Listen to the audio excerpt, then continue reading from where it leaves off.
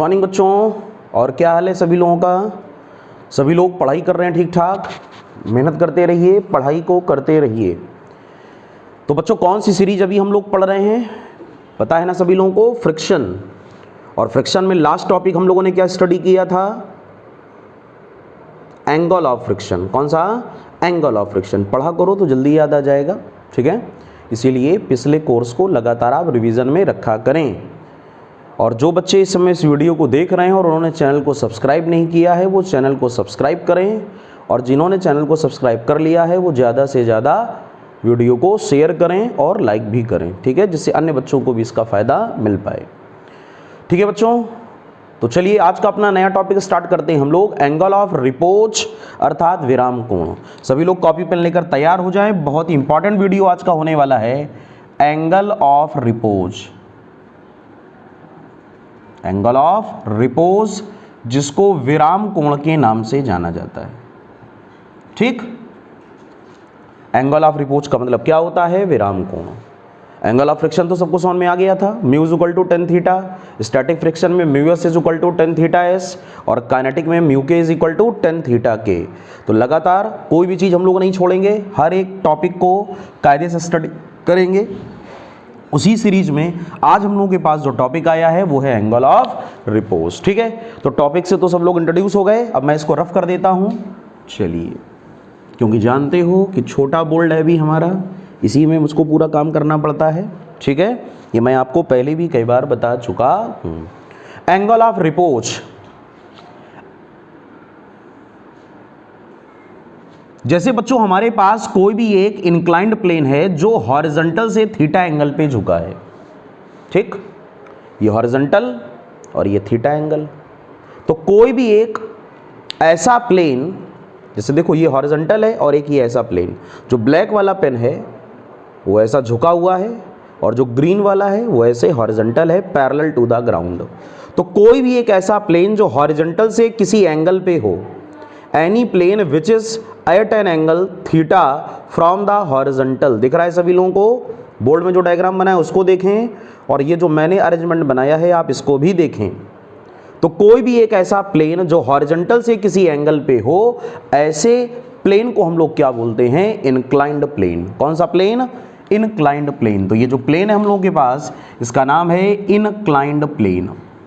Inclined plane को कहते हो आनत तल। आनत तल का मतलब होता है झुका हुआ तल, जो किसी एंगल पे हो, ऐसे प्लेन को हम लोग क्या बोलते हैं? Inclined plane. और ये वाला प्लेन कौन सा है? हॉरिजॉन्टल। इसको कहते हो क्षैतिज तल, मीन्स हॉरिजॉन्टल प्लेन। तो कितने प्लेन हो गए? दो। एक तो होता है हॉरिजॉन्टल और एक कौन सा? इनक्लाइंड। अभी तक हम लोग जो फ्रिक्शन में पढ़ रहे थे वो कौन सा प्लेन लेकर चल रहे थे? वो हम लोग सारे जितने भी प्लेन्स अभी स्टडी किए वो हॉरिजॉन्टल के केसेस थे। आज से हम लोग स्टार्टिंग कर रहे हैं इनक्लाइंड प्लेन जो किसी एंगल पे झुका हुआ हो, उसमें कैसे फ्रिक्शन काम करेगा, और उसी सीरीज में अभी हम लोग आगे पढ़ेंगे एंगल ऑफ फ्रिक्शन। तो इंट्रोडक्शन सबको समझ में आ गया। इस वाले प्लेन का क्या नाम है? इंक्लाइंड प्लेन, मीन्स आनत तल जो किसी एंगल पे झुका हो, और इस वाले प्लेन का क्या नाम है? हॉरिजॉन्टल प्लेन, यानी क्षैतिज तल जो ग्राउंड के पैरेलल हो, ठीक है? चलिए आगे की बात करते हैं। अब जैसे बच्चों हम लोगों ने कहा कि हमारे पास कोई भी, चलो इसी डायग्राम में बता दें क्या, कोई भी हम लोगों के पास में एक ऐसी ऑब्जेक्ट है जिसका m मास है। क्या मास है? m। उसको हम लोगों ने इंक्लाइंड प्लेन में रखा। m मास की एक बॉडी को हम लोगों ने इंक्लाइंड प्लेन में रखा, और ये इंक्लाइंड प्लेन हॉरिजॉन्टल से कितने एंगल पर है? थीटा, ठीक है? जैसे आप लोगों ने देखा होगा कि हम लोग जब किसी भी ब्रिज को क्रॉस करते हैं या पुल के ऊपर से गुजरते हैं, तो जब हम नीचे की ओर अपनी गाड़ी को लेकर आते हैं, ठीक है, तो वो जो ब्रिज होता है या वो जो पुल होता है वो हॉरिजॉन्टल से किसी एंगल पे झुका होता है, वही ये कंडीशन है। तो यहाँ पर हम लोगों ने m मास की एक कोई बॉडी ली जो किसी सरफेस पर या इंक्लाइंड प्लेन पे रखी हुई है। थोड़ा सा आप इस चीज़ को थोड़ा सा एग्जामाइन करें। जैसे कि मैंने आपसे बोला, एक्सपेरिमेंटली आप इस चीज़ को समझें। जैसे कि मैंने आपसे बोला कि हमारे पास कोई भी एक हॉरिजॉन्टल प्लेन है और इसको अब हमने बना दिया इंक्लाइंड प्लेन, ठीक है?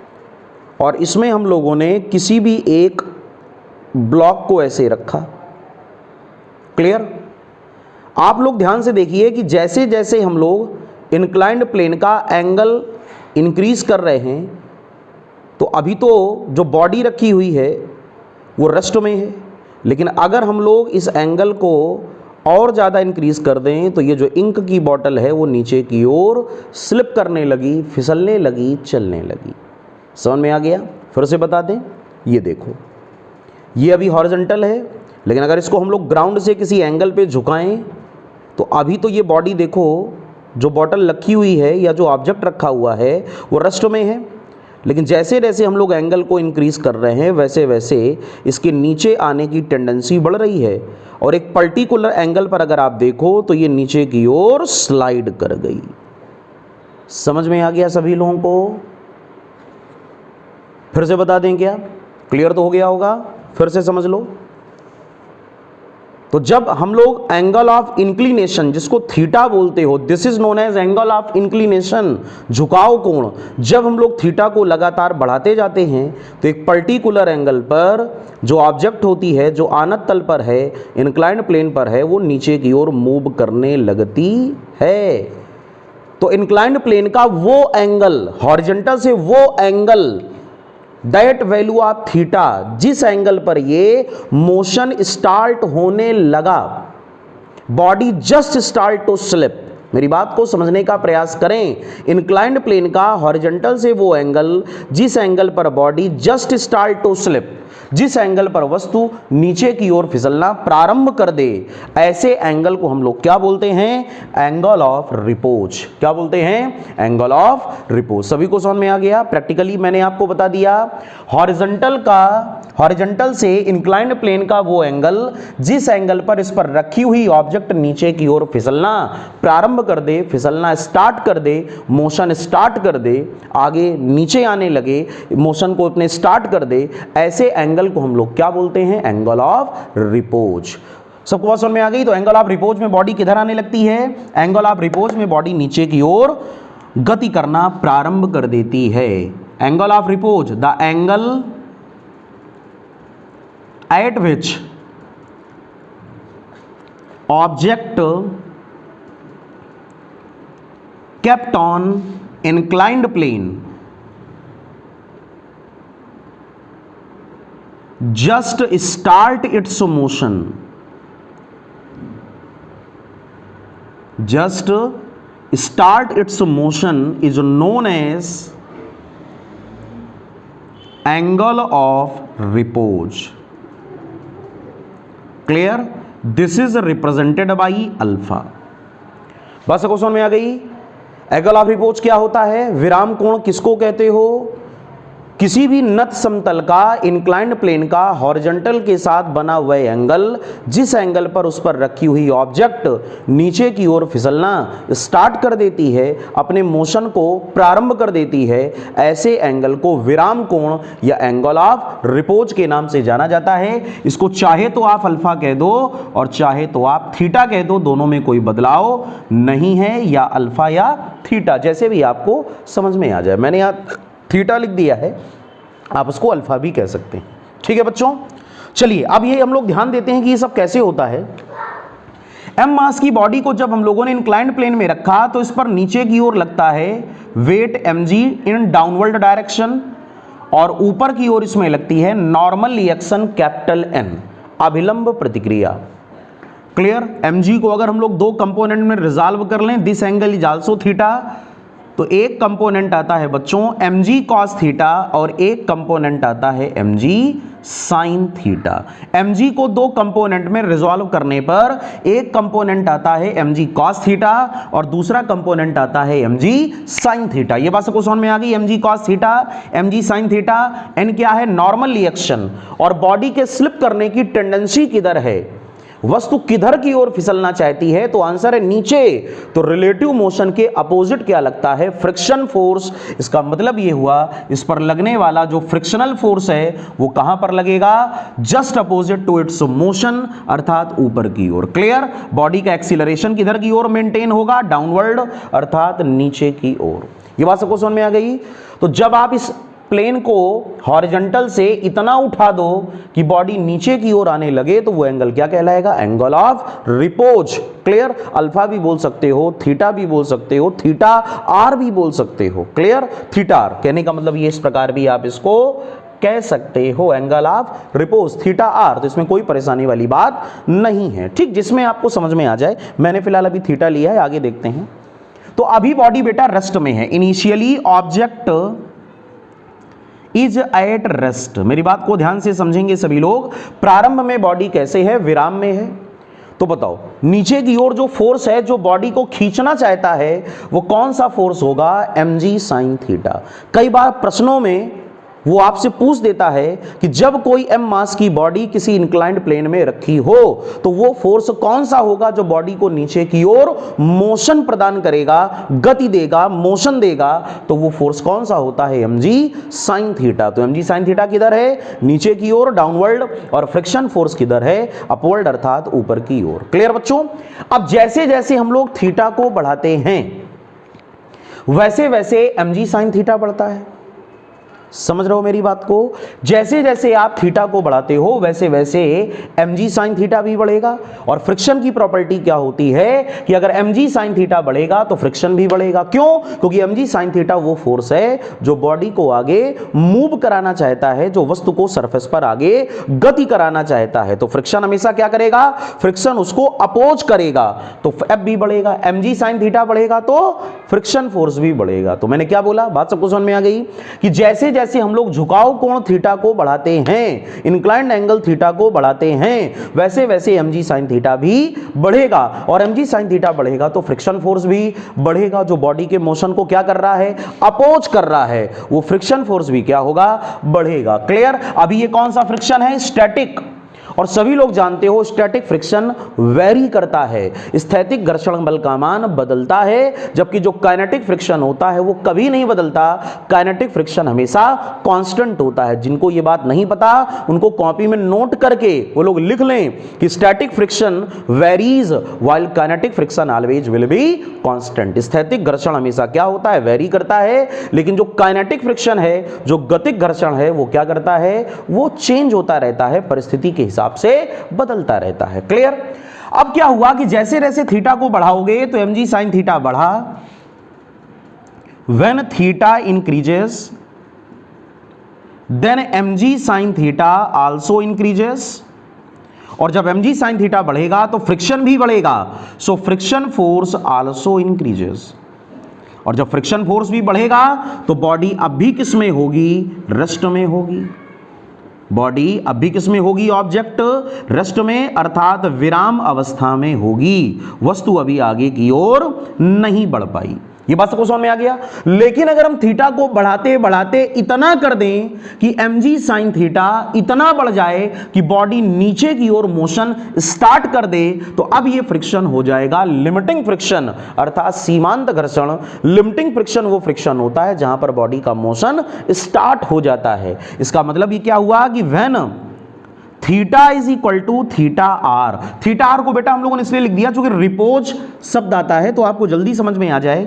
Means angle of repose, angle of repose, विराम कोण लिखते जाते हैं ताकि हिंदी मीडियम के भी जो बच्चे हैं जो पढ़ाई कर रहे हैं उनको भी समझ में आए, कोई दिक्कत ना हो।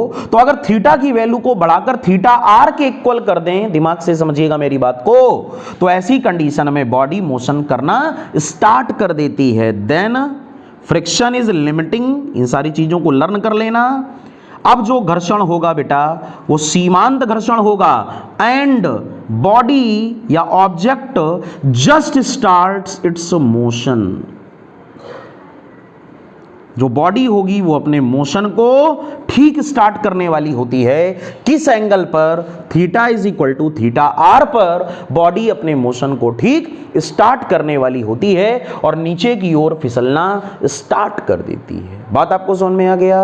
एंगल ऑफ रिपोज वो एंगल है जिस एंगल पर बॉडी नीचे की ओर फिसलना स्टार्ट कर देती है, नीचे की ओर फिसलने लगती है, अपने मोशन को प्रारंभ कर देती है। उसी को क्या बोलते हो? Angle of repose. तो इतनी बातें हमको क्लियर हो गई। बड़ा आसान है हमारे लिए कि एंगल ऑफ रिपोज की सारी कंडीशन या सारा कॉन्सेप्ट अभी हम लोगों ने समझ लिया कि एंगल ऑफ रिपोज वो एंगल होता है इंक्लाइंड प्लेन का हॉरिजॉन्टल के साथ बना वो एंगल होता है जिस एंगल पर इंक्लाइंड प्लेन पर जो ऑब्जेक्ट रखी जाती है वो नीचे की ओर फिसलना स्टार्ट कर देती है। ऐसे एंगल को हम लोग क्या बोलते हो? Angle of repose. Angle of repose. Clear? तो इस कंडीशन में क्या होगा बेटा? बोलो। इन दिस केस, ध्यान से डायग्राम को देखें, mg sin थीटा fl के इक्वल हो जाएगा। Means mg sin theta is equal to limiting friction, और mg sin थीटा जो होता है वो डाउनवर्ड डायरेक्शन में, लिमिटिंग फ्रिक्शन ऊपर की ओर लगता है, और fl इज इक्वल टू होता है म्यूएस n, और n को आप लोग बोलते हो नॉर्मल रिएक्शन। n को क्या बोलते हो? Normal reaction. क्लियर हो गया? और थीटा की जगह हम लोग क्या रखते हैं? Theta r। चूंकि एंगल ऑफ रिपोज की कंडीशन है तो ये बन गया mg sin theta r is equal to mu s, और n की जगह हम लोग वैल्यू क्या रख दें?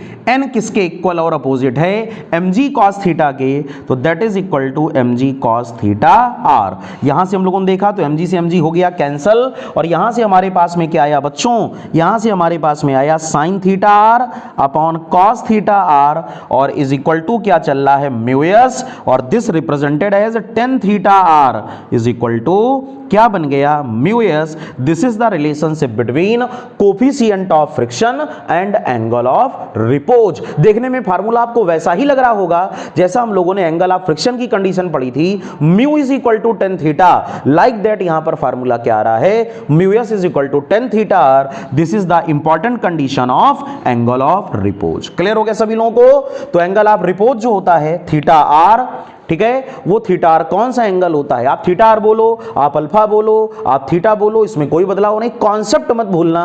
बाकी सिंबलाइजेशन में कोई ऐसा नहीं होता कि कोई सिंबल बदल दोगे तो कॉन्सेप्ट बदल जाएगा, ऐसा कुछ भी नहीं है। तो हमको ये पता होना चाहिए कि कोफिशिएंट ऑफ फ्रिक्शन और एंगल ऑफ रिपोज में रिलेशन का फार्मूला क्या है। तो answer mu s is equal to tan theta R, या इसी को कहते हो theta R is equal to tan inverse mu s. सभी को पूरी बात समझ में आ गई? एंगल ऑफ रिपोज सभी को क्लियर हो गया? एंगल ऑफ फ्रिक्शन अलग है, एंगल ऑफ रिपोज अलग है। एंगल ऑफ फ्रिक्शन यानी घर्षण कोण क्या था? जो नॉर्मल रिएक्शन और रिजल्टेंट के बीच में बनता था, उस एंगल को हम लोग क्या बोलते थे? उस एंगल को हम लोग बोलते हैं एंगल ऑफ फ्रिक्शन। और एंगल ऑफ रिपोज क्या होता है? इंक्लाइंड प्लेन हॉरिजॉन्टल के साथ जिस एंगल पर होता है उस एंगल को हम लोग क्या बोलते हैं? उस एंगल को हम लोग बोलते हैं angle of repose. Clear? Note कर लें सभी लोग। सारी बातें आपको अच्छी तरह समझ में आ गई होंगी। एंगल ऑफ रिपोज क्या होता है और डिफरेंस भी क्लियर हो गया होगा कि एंगल ऑफ रिपोज और एंगल ऑफ फ्रिक्शन में क्या डिफरेंस होता है। बहुत बड़ा डिफरेंस होता है। Angle of friction normal reaction और टोटल रिजल्टेंट के बीच में बनता है, जबकि angle of repose inclined plane का हॉरिजॉन्टल के साथ वो एंगल होता है जिस एंगल पर बॉडी मोशन करना स्टार्ट कर देती है। नोट कर लें। क्लियर हो गया बच्चों? अब हम लोग बॉडी के मोशन की कंडीशन को स्टडी करेंगे। ये एंगल है थीटा इंक्लाइंड प्लेन का, angle of inclination. m mass की बॉडी को हम लोगों ने इंक्लाइंड प्लेन में ऐसे रखा। जब m मास की बॉडी को इंक्लाइंड प्लेन में हमने ऐसे रखा तो डाउनवर्ड डायरेक्शन में जो कंपोनेंट आया था वो था mg sin थीटा। ठीक है, वो थीटा आर और थीटा से आप कंफ्यूज ना होना। थीटा आर को एंगल ऑफ रिपोज और कहीं कहीं थीटा को भी एंगल ऑफ रिपोज कह देते हैं। वो एंगल जहां पर बॉडी नीचे की ओर स्लिप करने लगे, और पीछे की ओर क्या लग रहा है? फ्रिक्शन फोर्स स्मॉल f हम लोगों ने लिख दिया। लेकिन अगर बॉडी मोशन में है तो ये फ्रिक्शन होगा काइनेटिक। जब बॉडी चल, कई बार बच्चे कंफ्यूज रहते हैं कि सर ये म्यूएस कब लिखा जाता है, म्यूएल कब लिखा जाता है, यानी एफएस और एफके कब लिखते हो, क्या अंतर है? तो जब बॉडी रेस्ट में हो तो फ्रिक्शन को एफएस लिखिए, जब बॉडी मोशन कर रही हो तो फ्रिक्शन को आप एफके लिख दें। ठीक है, काइनेटिक फ्रिक्शन। तो यहां पर तो मोशन हो रहा है ना, एक्सीलरेशन है, डाउनवर्ड मोशन हो रहा है बॉडी का, तो फ्रिक्शन क्या लिखोगे? एफके।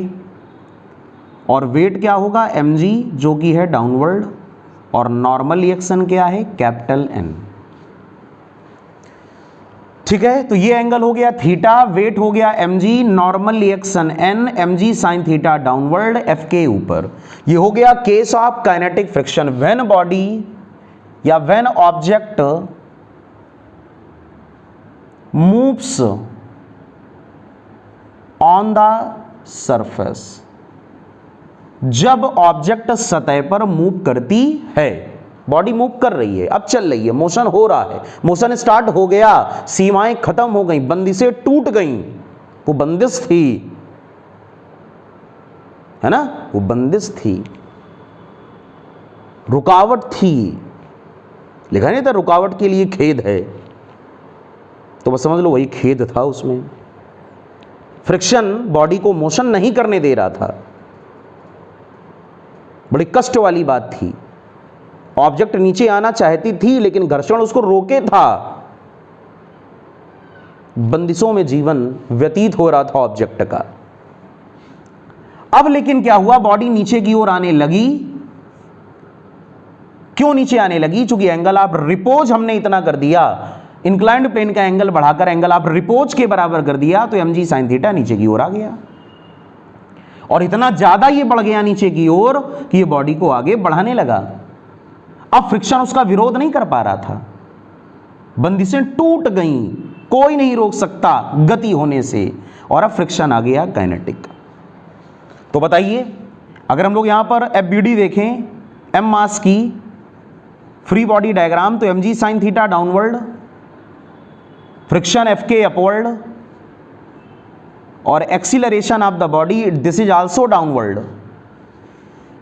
तो बताओ, अगर हम लोग यहां पर रिजल्टेंट कैलकुलेट करें तो mg sin theta minus Fk और न्यूटन्स लॉ से F नेट, दो फोर्सेस अगर अपोजिट इन डायरेक्शन हो तो उनके रिजल्टेंट को माइनस करते हो, तो mg sin थीटा से Fk को माइनस कर दिया, और वो किसके इक्वल हो गया, F नेट के, और न्यूटन्स लॉ से F net is equal to ma।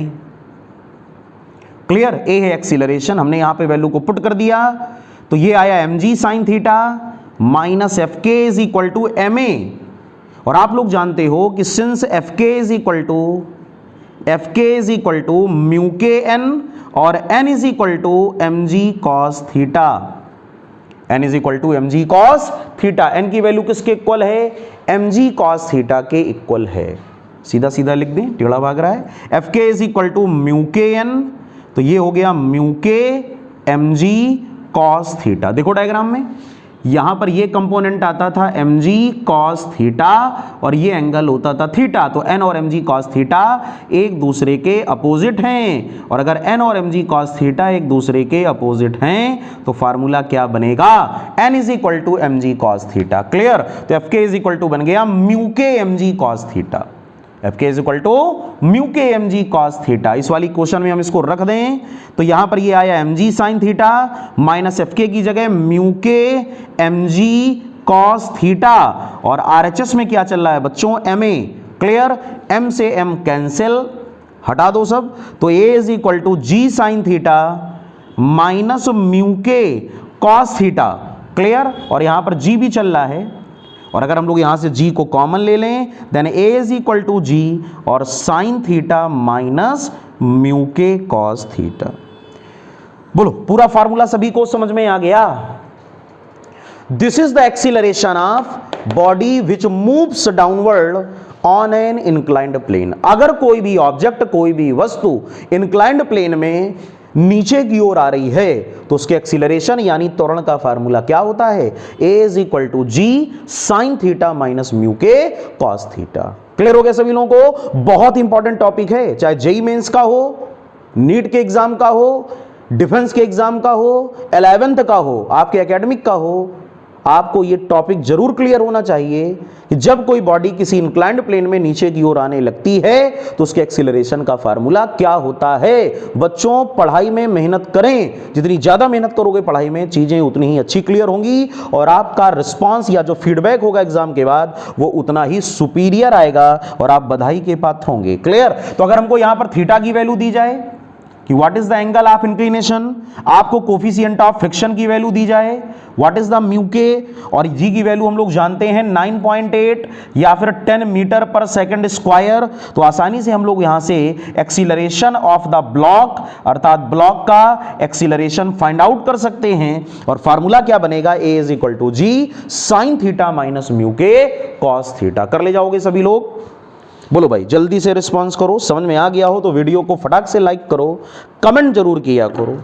जैसा भी टॉपिक लगा करे पढ़ने में आप जरूर कमेंट किया करें। आप लोग कमेंट नहीं करते हो ये अच्छी बात नहीं है, आप जरूर बताया करें कि आपको पढ़ाई कैसी लगी, आपको टॉपिक समझ में आया कि नहीं आया, या जो भी अपने मन की बात हो आप जरूर किया करो। क्लियर, इससे सारी बातें क्लियर हो जाती हैं कि कम्युनिकेशन जितना अच्छा होगा हमारे और आपके बीच में, ठीक है, तो पढ़ने में आपको उतना ही अच्छा मजा आएगा। और जिन्होंने चैनल को सब्सक्राइब नहीं किया है फटाफट सब्सक्राइब कर डालो और दूसरों को भी सब्सक्राइब करा दो और जल्दी जल्दी से पढ़ाई को अच्छे बच्चों की तरह करते रहो। क्लियर हो गया बच्चों? तो फार्मूला आ गया is equal to ji sine theta minus mu के कॉस थीटा। बड़ा आसान है हमारे लिए। ये हम लोगों ने क्या निकाला, ये हम लोगों ने निकाला acceleration of that body which moves downward. ये हम लोगों ने उस बॉडी के एक्सीलरेशन को काउंट किया जो नीचे की ओर जाती है किसी इंक्लाइंड प्लेन में। तो अगर कोई बॉडी किसी इंक्लाइंड प्लेन में नीचे की ओर आती है तो ऐसी कंडीशन में फार्मूला क्या बनता है, a is equal to ji sine theta minus mu के कॉस थीटा। क्लियर हो गया बच्चों? अब बात यह है कि अगर बॉडी नीचे ना जाए, बॉडी ऊपर जाए तो क्या होगा? बड़ा आसान है। अगर बॉडी ऊपर की ओर जाएगी तो फ्रिक्शन कहां लगेगा? डाउनवर्ड। क्यों भाई? रफ कर दें इसको रफ कर दिया जाए। नहीं बोलोगे तो भी हम रफ कर देंगे, जानते हो। ठीक, चलो। तो ये तो कंडीशन तब की थी जब बॉडी कहां पर आए, नीचे की ओर। लेकिन अगर बॉडी नीचे की ओर आने की बजाय ऊपर की ओर जाए, सब कुछ हटाना पड़ेगा। अब अगर बॉडी नीचे की ओर आने की बजाय बॉडी ऊपर की ओर जाए, बजाए का मतलब वो नहीं कि किसको बजाए, लोग कहते नहीं जाओ नहीं बजा देंगे, वो बजाए नहीं, इंस्टीड ऑफ, इंग्लिश मीडियम वालों इंस्टीड ऑफ। क्लियर? तो ये एंगल हो गया theta, this is block M, weight is mg, normal reaction is n, mg sign theta downward. Clear? और अब fk भी डाउनवर्ड होगा क्योंकि बॉडी का मोशन किधर है? अपवर्ड। देखो कितना सिंपल है। अब बॉडी का बच्चों मोशन किधर है? इंक्लाइंड प्लेन में, ऊपर की ओर। तो अगर बॉडी ऊपर की ओर जा रही है तो ma भी किधर होगा? ऊपर की ओर। This is the F net. अब इस बार fk और mg साइन थीटा दोनों सेम डायरेक्शन में, so we can written this fk clear plus mg sign theta that is equal to F net. और फ्रॉम न्यूटन्स लॉ, न्यूटन के नियम से जो एफ नेट होता है that is equal to m a. और जब आप इस वैल्यू को ऊपर वाली क्वेश्चन में पुट कर दोगे then F k plus m g sine theta is equal to m ए।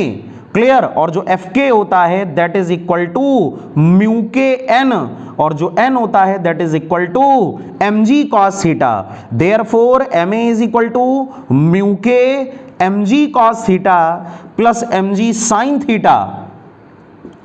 ये बात आपको समझ में आ गई? एम से M cancel. Clear? A is equal to आया G sine theta plus mu K G cos theta. और अगर बच्चों आप ध्यान से देखें तो जी को अगर हम कॉमन ले लें तो फार्मूला आया साइन थीटा प्लस म्यू के कॉस थीटा। ये फार्मूला कुछ पहचाना लग रहा है। ये फार्मूला ठीक वैसा ही है जैसा हम लोगों ने ये फार्मूला पढ़ा था कि जब बॉडी नीचे की ओर स्लिप करे तो उसका एक्सीलरेशन क्या होगा। बस अंतर इतना है, वहां पर होता था माइनस फार्मूले में और यहां पर क्या है प्लस। इस कंडीशन का फार्मूला क्या था? A is equal to ji sine theta minus mu के कॉस थीटा। ये फार्मूला कब का है? ये फार्मूला है when object when object slips downward, जब कोई भी ऑब्जेक्ट नीचे की ओर स्लिप करे तब फार्मूला ये होता है। लेकिन अगर ऑब्जेक्ट ऊपर की ओर स्लिप करे, व्हेन ऑब्जेक्ट मूव्स अपवर्ड, जब वस्तु ऊपर की ओर जाती है, मूव्स अपवर्ड, तो ऐसी कंडीशन में फार्मूले में माइनस की जगह क्या होता है, प्लस। क्लियर हो गया? बोले भाई सभी को बात समझ में आ गई? ऐसा तो नहीं लगा कि हमने जल्दी में बता दिया, क्योंकि एक बार आपने ये चीजें पढ़ ली थी इस वाले केस में, तो थोड़ा सा हमने हल्की सी रफ्तार बढ़ाई थी, बिल्कुल थोड़ी सी रफ्तार बढ़ाई थी, लेकिन बाकी सारी चीजें आपको समझ में आ गई होंगी। तो दो फार्मूले हमको बिल्कुल इजी क्लियर हो गए कि अगर कोई बॉडी इंक्लाइंड प्लेन में नीचे की ओर आए तो उसके एक्सीलरेशन यानी त्वरण का सूत्र क्या होता है, a = g sin theta minus mu K cos theta. और दूसरी बात हमको क्या पता चली, जब कोई बॉडी इंक्लाइंड प्लेन में ऊपर की ओर जाए तो उसके एक्सीलरेशन का फार्मूला क्या होता है, a = g sin theta plus mu K cos theta. This is the acceleration of body moving upward and moving downward। सबको समझ में आ गया? नोट कर लें जल्दी से।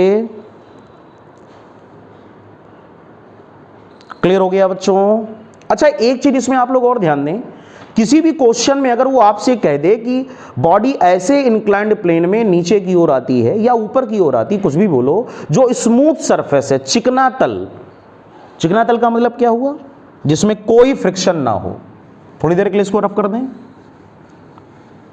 जो लोग ना नोट कर पाए हो वीडियो को पॉज कर लें, आराम से नोट करें, तब आगे की ओर बढ़ें, बिल्कुल भी हड़बड़ाहट ना करें। पढ़ाई लिखाई में हड़बड़ाहट नहीं की जाती, बाकी सारे कामों में की जाती। ठीक है, तो यहां पर हम लोगों ने क्या बोला कि व्हेन सरफेस इज स्मूथ,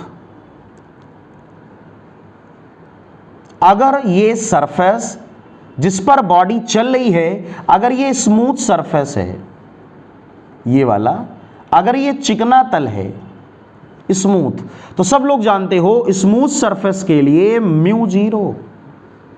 बोलो भाई, अगर कोई स्मूथ सरफेस है, चिकना तल है, तो उसके लिए म्यू क्या होगा, 0। और अगर म्यू 0 होगा तो अगर इस फार्मूले में हम इसको पुट कर दें, then a = g sin theta minus 0, तो फार्मूला बच्चों क्या आएगा, a = g sin थीटा। जब कोई बॉडी किसी स्मूथ सरफेस पर चलती है तो उसके एक्सीलरेशन अर्थात उसके त्वरण का सूत्र क्या होता है, a = g sin थीटा। और अगर आप इस वाले फार्मूले से भी देखो तो यहां पर भी a = g sin theta plus 0, then again answer will be a = g sin theta. दोनों फार्मूले में कोई डिफरेंस नहीं है। तो एक बात हमको क्लियर हो गई कि अगर किसी भी क्वेश्चन में इंक्लाइंड प्लेन दिया है लेकिन वो स्मूथ सरफेस है, तो वहां पर म्यू की वैल्यू को हम लोग बच्चों क्या रखेंगे, 0। और अगर आप म्यू की वैल्यू को 0 रखोगे तो एक्सीलरेशन का बेसिक फार्मूला क्या आएगा, a = g sin थीटा। और यहां पर भी formula a = g sin theta. कहने का मतलब चाहे बॉडी नीचे की ओर आए और चाहे बॉडी इंक्लाइंड प्लेन में ऊपर की ओर जाए, उसके त्वरण के सूत्र में कोई परिवर्तन नहीं होगा, फार्मूला हर बार बनेगा a = g sin theta. Clear हो गया? नोट कर लें सभी लोग अच्छी तरीके से। बहुत इंपॉर्टेंट टॉपिक था आज का, इसके अच्छी तरह नोट्स बनाएं, अच्छी राइटिंग में नोट्स बच्चों बहुत अच्छे बनाया करो। अगर आपके पास पूरे नोट्स अच्छे बने होंगे तो आपकी पढ़ाई और भी बेहतरीन होगी। तो आप लोग उसको लगातार अच्छी तरह तैयार करें। बहुत इंपॉर्टेंट टॉपिक है फ्रिक्शन। क्लियर? समझ में आ गया? तो बच्चों आज के इस टॉपिक को यहीं से रोकते हैं। एंगल ऑफ रिपोर्ट पूरा फिनिश हो गया। पिछले वाले वीडियो में एंगल ऑफ फ्रिक्शन पूरा मैंने आपको पढ़ाया था, इस वाले वीडियो में एंगल ऑफ रिपोर्ट पूरा पढ़ा दिया। उसके बाद कोई बॉडी जब ऊपर की ओर जाए, नीचे की ओर जाए, उसके एक्सीलरेशन को फाइंड आउट किया, स्मूथ प्लेन हो, ये सारे कॉन्सेप्ट मैंने आपको क्लियर किए। बस आपसे यही मेरा कहना है कि आप इन चीज़ों को मन लगा करके पढ़ें। अभी एक अगला जो नेक्स्ट वीडियो हम लोग लेकर आएंगे वो केवल न्यूमेरिकल्स पे आधारित होगा। उनमें हर टॉपिक पर एक एक दो आधारित न्यूमेरिकल्स होंगे जिनको आप लोग लगाएंगे और अच्छी तरह तैयार करेंगे और आपकी तैयारी और भी अच्छी हो जाएगी। तो पूरा फ्रिक्शन मैंने कवर किया है। अगर आप सीरियल से देखो तो 6-7 वीडियो मैंने फ्रिक्शन के बनाए और उसमें एक एक टॉपिक को अच्छी तरह क्लियर किया है। तो आप अच्छी तरह इनको तैयार करें और अपनी तैयारी को बहुत ही खूबसूरत और बहुत ही बेहतरीन बनाएं। अपनी तरीके से आप इसको अच्छी तरह पढ़ते रहें। ठीक है बच्चों? तो बस आज हम लोग यहीं से चर्चा को समाप्त करते हैं। उम्मीद है आपको सारी चीज़ें अच्छी तरह समझ में आ गई होंगी। वीडियो को लाइक करें, कमेंट करें और जिन्होंने सब्सक्राइब नहीं किया है सब्सक्राइब कराएं और अन्य बच्चों को भी बताएं और सभी लोग इस सुविधा का लाभ उठाएं और तैयारी को अच्छी तरह करते रहें। तो नेक्स्ट अगले वीडियो में नए टॉपिक के साथ आपसे फिर से मुलाकात होगी। तब तक के लिए जय हिंद, जय भारत।